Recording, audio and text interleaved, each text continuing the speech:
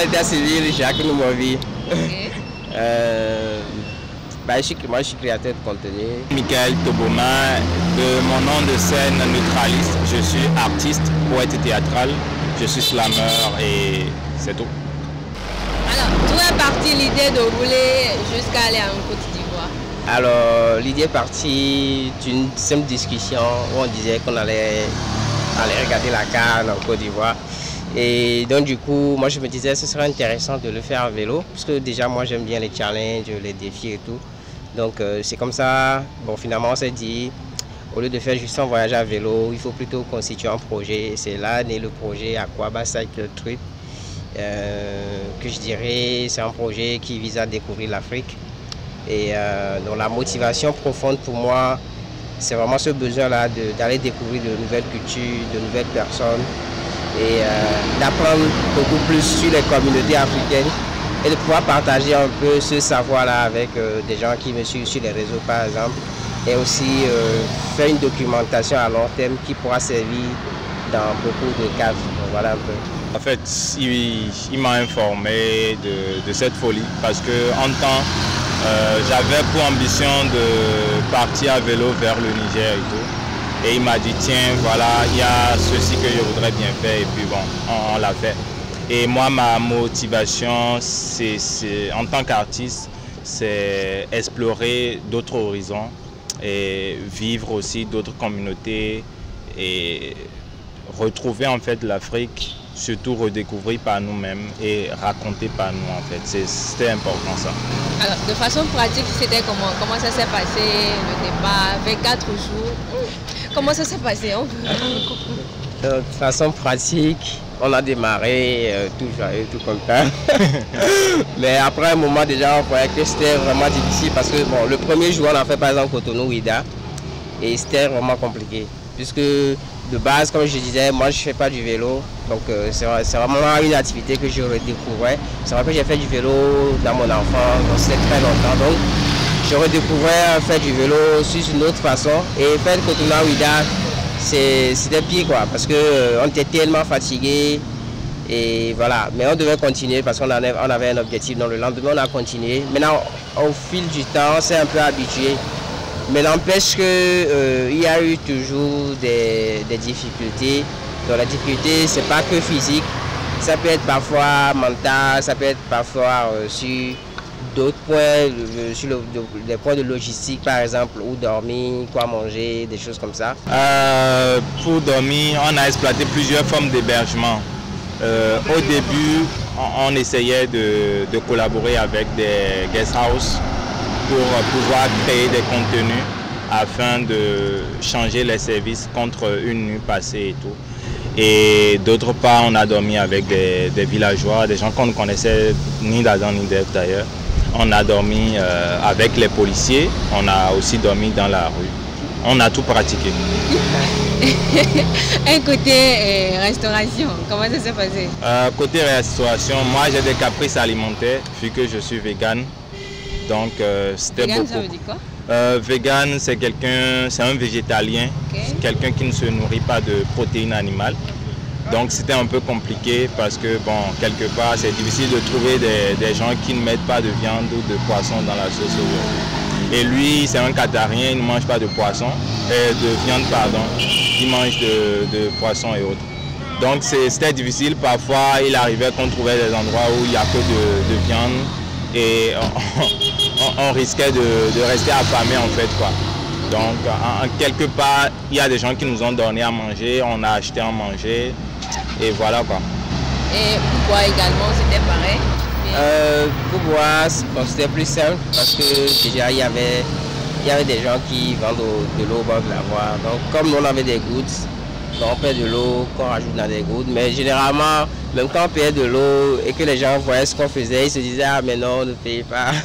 Donc c'était assez simple par rapport à l'eau, voilà, on s'est bien une idée à faire pendant tout le trajet. Comment appréciez-vous cette expérience que vous avez vécue? Déjà, d'un point de vue personnel, je pense que c'est quelque chose dont je suis fier. Pas que juste parce que les gens disent ah ouais c'est bien ce que tu fais, on a apprécié. Voilà. même au-delà de ça, je pense que personnellement, je suis content d'avoir atteint cet objectif. Parce que je pense que c'est des choses qui nous renforcent personnellement. Le fait d'atteindre le petit, c'est pas un petit objectif, mais le fait d'atteindre un objectif, tu vois, ça te forge un mental de toujours aller jusqu'au bout. Et là, je pense que voilà, ça va être déterminant dans les prochains challenges qu'on va faire. Donc, c'est quelque chose dont je suis extrêmement fier. Vous aviez dit que c'était vraiment quelque chose de fou, hein? Qu'est-ce que votre entourage en a pensé? Bon, si c'est un entourage proche, c'était évident en fait. Parce qu'après, je pense que chacun de nous, ceux qui sont très proches de nous savent que voilà, on est des gens qui pensent autrement, on fait des choses autrement. Donc c'était beaucoup plus probable pour la pensée qu'à les proches. Ils savaient que bon, on allait au moins commencer si même on y arrivait qu'on ne termine pas en fait. C'est pour ceux qui sont un peu lointains, ils te font des appels pour savoir mais d'où est partie l'idée, c'est quoi, est-ce que c'est que vous n'avez pas le transport, est-ce que je peux aider. Même en route, en cours de route, on a trouvé des gens qui ont voulu nous remarquer et qu'on a refusé. Et c'était bizarre pour ces gens, ils se disent mais pourquoi ils font ça en fait. Et je pense que le retour, on a fait du vélo et du autostop pour voir encore l'expérience d'autostop en Afrique. Il y a un monsieur qui nous avait vu et nous avait proposé de nous remorquer avant qu'on a refusé. Donc je trouve que c'est assez bien comme expérience, surtout d'avoir une idée de ce qu'est l'Afrique, de pouvoir raconter soi-même les choses en fait, quoi, ne pas laisser les autres raconter à sa place. Donc vous avez traversé combien de pays africains? On va dire 4 ou bien 3. Traversé, on a commencé au Bénin, on a traversé Togo, Ghana et on a atterri en Côte d'Ivoire. Alors en quittant ici, est-ce que vous aviez prévu 24 jours? Bon, en quittant ici, on avait prévu plutôt 30 jours. Ouais, on avait prévu plutôt 30 jours. Parce qu'on a déterminé des points d'arrêt, des points où on pouvait trouver des choses assez intéressantes à présenter aux gens et tout ça en termes de découverte. Donc du coup, on avait fait ce planning, mais qui a été un peu bousculé. Donc il y a des jours, on a très peu pédalé parce que bah, moi je ne me sentais pas bien. Je pense que des fois aussi, que ne se sentait pas bien. Donc, ça nous a ralenti un peu. Donc, et pour rattraper, donc, on a dû accélérer sur certains points. Et c'est ça qui revenait à 24 jours. Alors, vous avez dit que l'objectif n'était pas seulement de pédaler, mais aussi de créer de contenu. Exactement. Quel est l'objectif de ces contenus? Ces contenus, je dirais, c'est à titre éducatif. Parce que on se fait beaucoup d'idées de ce que l'Afrique est. Et généralement, pas des gens qui ne voyagent pas et qui te disent « Ah ouais, les gens sont comme ça, au Bénin, les gens sont si... » Au Togo, les gens sont comme ça, mais sans avoir vraiment fait l'expérience. Nous, en fait, à travers cette aventure, c'est de montrer un peu de façon réelle comment est-ce que les choses se présentent aujourd'hui, tu vois. Donc, c'est pourquoi je disais que c'est un titre éducatif. Et aussi montrer le potentiel en termes de tourisme dans ces pays-là. Qu'est-ce que les gens peuvent découvrir donc, toujours le temps que les gens pensent qu'au Bénin, par exemple, on est des magiciens, à cause du vaudou et tout ça. Genre, c'est comme si on a des super pouvoirs. Et qu'on est méchant. Tu vois, des idées comme ça, quand tu sors, tu vois que voilà, c'est pas vrai. Nous, tout le monde est au Bénin, on sait que c'est pas ça. Donc, ces contenus, c'est vraiment pour sensibiliser les gens sur ce qu'est l'Afrique aujourd'hui. Et que les gens n'aient pas peur de voyager ou d'aller découvrir de nouvelles choses, quoi. Je me rappelle qu'après, on s'était transformé en Côte d'Ivoire, par exemple, en éducateur, métaphysicien, puisque si on allait dans des congrès ou des endroits où on nous invitait, des gens posaient des questions, et des questions qui sont d'une pertinence incroyable. D'ailleurs, on demande, voilà, pour faire telle chose en sorcellerie, comment il faut le faire. Du coup, c'était comme si l'école d'Harry Potter était ici. Et nous qui en sortait avec des agrégats, en fait. Donc, il fallait expliquer ce que nous on vit ici naturellement. Et que même quand on parle de vaudou au Bénin, tout le monde n'est pas initié au vaudou. Et quand on parle de Cotonou, Cotonou n'est pas plongé comme on pense dans la sorcellerie ou la magie noire et tout en fait. Donc je pense que c'est des conférences qu'on a été obligé de faire aux gens pour les éduquer sur ce qu'ils doivent voir en nous béninois en fait quoi. Donc moi mes contenus essentiellement se tenaient par rapport sur ce qu'est l'Africain du point de vue, comment dit-on, hospitalité, parce qu'on a trouvé des gens qui ne nous connaissaient de nulle part, qui n'ont même pas cherché d'ailleurs à se poser la question comment tu t'appelles et qui nous ont nourris et qui nous ont hébergés. J'ai trouvé cela tellement choquant. Je n'avais plus de mots en fait pour qualifier cela parce qu'on sait la peur qu'a inculqué l'humain aujourd'hui à toutes ces personnes-là qui vivent loin dans les villages et tout. Donc après, c'était aussi une comparaison de ce qu'est la ville et le village parce que dans les villages, la manière dont on nous accueillait sans peur, c'était pas les mêmes choses quand on rentrait en ville. Et j'ai vu que voilà, le travail en ville, la cherté des choses en ville a fait que les gens sont devenus fermés, renfermés, nonchalants en ville. Alors qu'au village, il y a surtout la joie de voir une personne qu'on ne connaît de nulle part venir vers soi demander de l'aide en fait. Durant les 24 jours que vous avez passés, quel est ce moment que vous avez le plus apprécié? On va commencer par vous. Le moment que j'ai le plus apprécié, il y a tellement, hein, le plus, je ne pourrais pas dire, peut-être c'est la Cannes, hein, parce qu'avec l'ambiance. Sinon, du point de vue, on a vu quelque chose qui nous a retenu, qui a captivé notre attention. Il y a le Ghana, ou Cape Coast, non? Ouais, Cape Coast, qui m'a impressionné par son aspect de montagne, de mer, de calme. Je pense qu'aujourd'hui, je suis en train de faire le programme d'aller vivre là-bas. Donc après, côté ambiance, il y a les Ivoiriens avec la Cannes qui ont su vraiment ambiancer. Jusqu'à ce qu'aujourd'hui, parfois, je me réveille, je disais, ah bon, et s'il y avait un truc de match que je pouvais aller voir et crier un peu maintenant? D'une part, la Cannes, c'était magique en fait. Comment les Ivoiriens ont su mettre l'ambiance autour de cela. C'était carrément une fête quotidienne quoi. Donc on a vraiment apprécié cette expérience et même la vie de façon générale durant nos séjours en Côte d'Ivoire, c'est le cas. Les gens sont très ouverts, très accueillants, ce qui nous a permis vraiment de créer beaucoup de contacts. Et voilà, ça c'est une belle expérience, mais si je prends du point de vue du trajet, c'est difficile à dire que ça m'a plus marqué. Mais voilà, en fait il y a eu des petites attentions tout au long du chemin voilà, qui ont été très marquantes. Moi ce que je dirais c'est plutôt du point de vue de l'hospitalité. Voilà, comment est-ce que les gens vous accueillent sans vous connaître. Je me rappelle un jour, on était au Ghana, ouais, c'est toujours au Ghana, et on s'était arrêté quelque part. Et il y a un monsieur qui nous voit, il nous demande « Ah, mais qu'est-ce que vous faites ?» et tout, on lui dit. Et il dit en fait « Est-ce que vous avez déjà mangé ?» On a dit « On n'a pas encore mangé. » Il dit « Ah, mais venez, il nous amène. »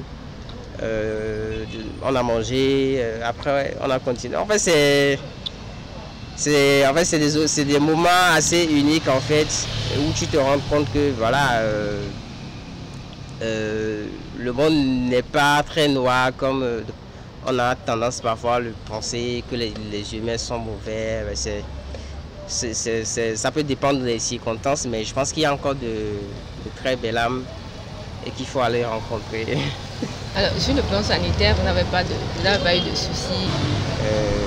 Bon, les courbatures parfois, ça n'en manque pas parce qu'on fait du vélo et tout ça. Mais voilà, c'était pas assez chronique quoi, ce que moi j'avais. Donc ça a pu se gérer comme il faut. Et du retour, moi, c'est là que j'ai été vraiment malade. Là même, j'ai perdu du poids maintenant, je suis en costaud. Hein. Donc, du retour, j'étais vraiment faible. Parce que déjà, il y a le fait qu'en Côte d'Ivoire, on n'a pas tout le temps fait du vélo. Donc, il y a ce moment on s'est beaucoup reposé et on doit reprendre tac et traverser ce qu'on a fait en 24 jours. En 9, non? Non, en 7 jours. En 7 jours, voilà. Donc voilà, la pression était encore là et maintenant le stress de est-ce qu'on va trouver d'occasion au moment où il faut chercher. Donc toutes ces réflexions et aussi voilà les business que chacun a pu laisser au pays. Est-ce que ça tourne? Est-ce qu'on vient vraiment trouver ce qu'on a laissé comme tel et tel? Je pense que tous ces coups de stress m'ont un peu secoué. Voilà. Tu ne pensais pas une Ivoirienne par là? Possible. Bon, surtout à une Ghanéenne. Ok, alors si vous devez reprendre l'expérience, qu'est-ce que vous auriez amélioré? Bon, ce qu'on pourrait améliorer, déjà, en tout cas si je prends les objectifs, je vais parler du point de vue création de contenu. Donc je pense qu'on pourrait faire beaucoup mieux. Par exemple, avoir peut-être une équipe qui nous suive. Tout ça, ça nécessite beaucoup de budget. Mais ça aurait été plus pour filmer certains types de contenu. Parce que le fait de rouler et de créer et de filmer du contenu, donc en fait c'est très fatigant.